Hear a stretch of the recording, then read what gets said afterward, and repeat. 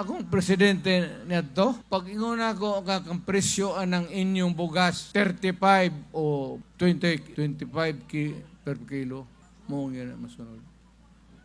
Kani siya, presidente man unta, dili maka mando, waton ang problema, makitaan man nyo mulaygay, una pa siya mo desider. Pagkahinay yun, ingnan ta mo, weak president yun. Pag abot na ko sa Manila, bago kong presidente, na ay bugas nga ang presyo ba gaduwa na sa mahal o akong gisugo ni si John nako tawga ang pinakadakong negosyante sa bugas dire sa Manila.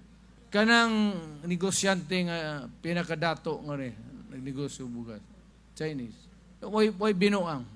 Kanay tinuod naaman si Major Dia. Tawag na kong Chinese, ipalingkod na ko sa ingon ako nga naay tay problema.